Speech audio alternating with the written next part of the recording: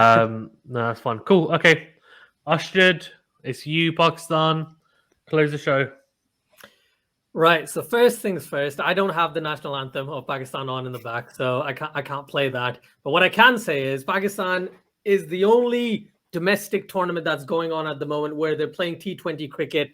IPL obviously doesn't count, but just in terms of domestic cricket, Pakistan has got all their players playing within the country, playing as much as possible. They're playing in different sort of conditions. They were playing in Lahore. They were playing.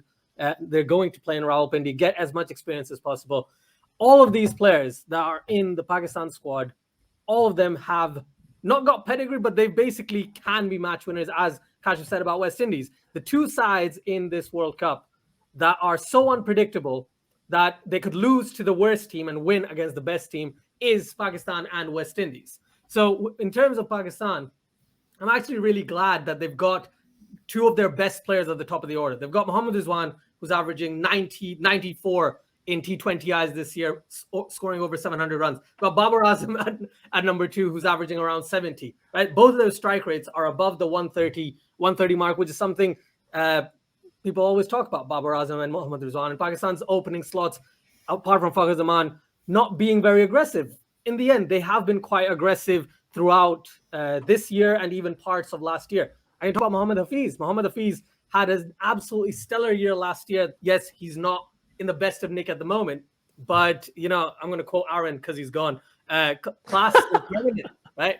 Form fluctuates, but honestly, Mohammad Hafiz was so good last year. He's going to come back, and on top of that, you've got his bowling, which is a very, very huge plus from the Pakistani standpoint. Now, if I talk about the bowlers, Pakistan has Shaheen Afridi and Hasan Ali. Those two have been amazing, especially this year. Hasan Ali's taken the reins. He's taken 17 wickets in the T20Is.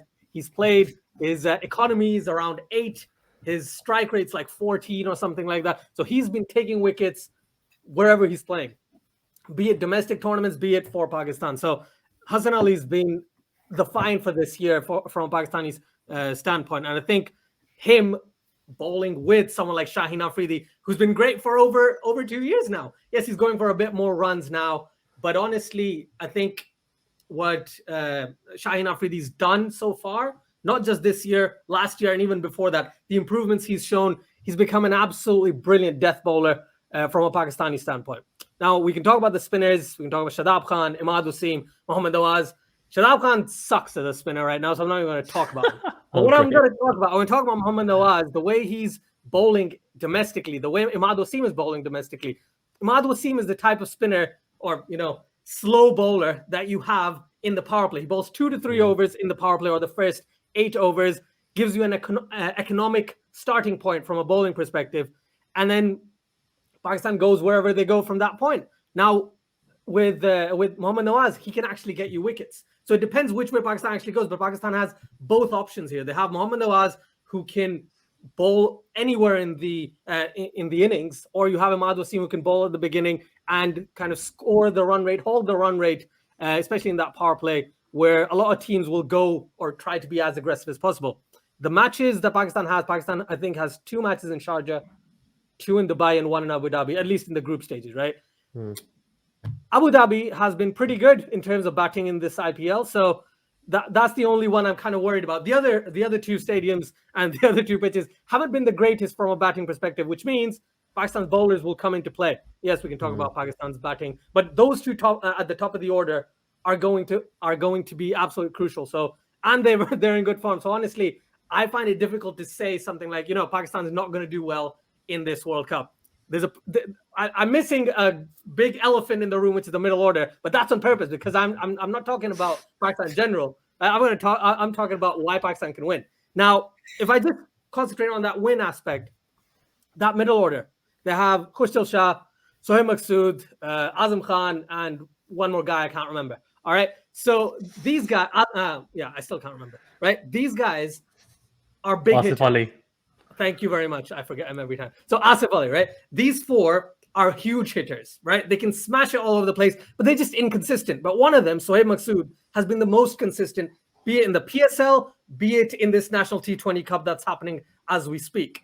Now, the PSL leg that was in the UAE Sohail Maksud did well. Even before that, but the UAE leg, he did well as well. Now, if we talk about the National T20 Cup right now, he's batting brilliantly. And he's batting at the top of the order. So number 3 is probably the ideal position for him from a Pakistani perspective, right? So these guys are great. Now, the other 3 have not been in the best of nick, and it's Pakistan, this chaos before a tournament starts every single time, especially when they're about to win a tournament, Just saying. And we've got 10th of October coming up in 5 days. So Pakistan still has 4 or 5 days to make a decision about changing their players.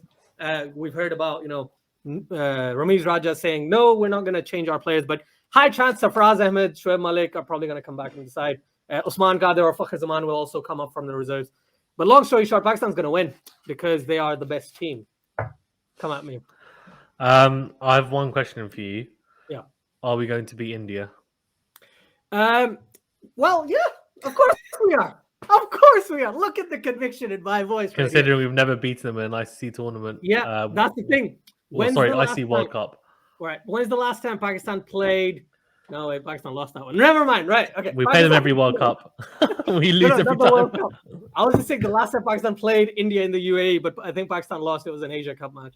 But long story short, I think Pakistan has the bowling. And there was a comment by Zepho earlier, right? He said, if Pakistan gets Rohit Sharma and Virat Kohli out quite early, that's when Pakistan would be in a good position. That's the thing.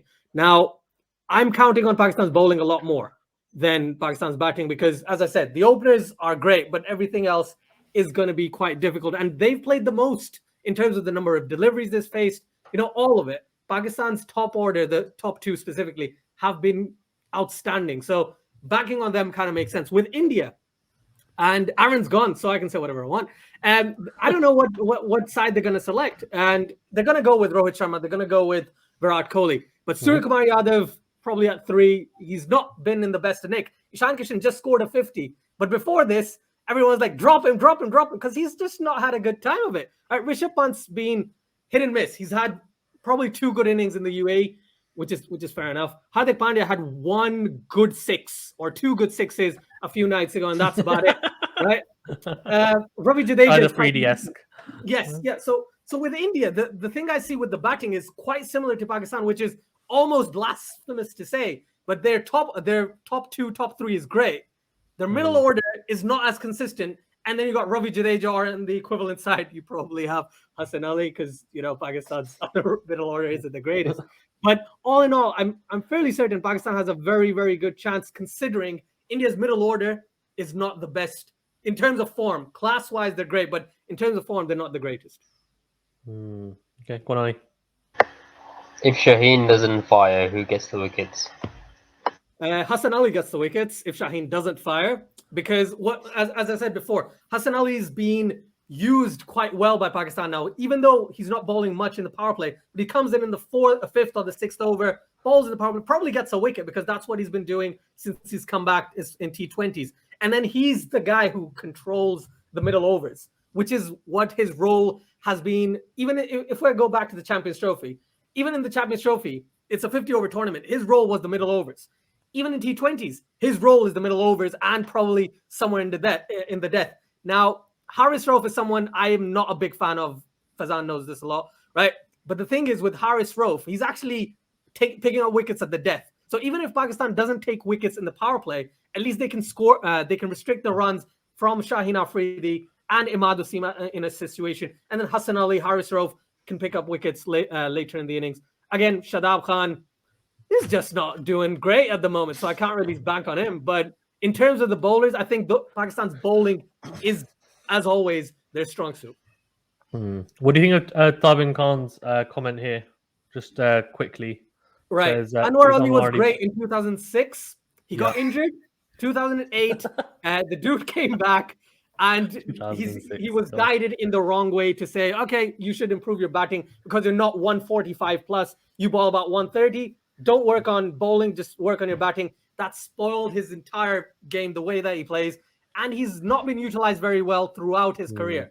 Dude was 19 in 2006. That means he's 34 now, right? He's not the same player in any way, shape, or form. Maybe Mohammad Wasim is less experienced, but I would not go Anwar Ali over Mohammad Wasim. I would have neither personally. But I think if you were to compare, I'd say Mohammad Wasim is probably what Pakistan is banking on because he's 21 years old, and he is potentially the future. Thanks, Mohammad Hassan. Of course I do. I actually rate the guy who shares your name a lot more. But look at him in the national team. He's going at like 10 over almost every game, not picking up any wickets. But that's really bad. That's another topic. I'm not happy about that. Okay. Anyone else have any other questions? People slowly left because we talked about Pakistan, so probably, yeah. They've got no chance. No, yeah, thank you very much, guys.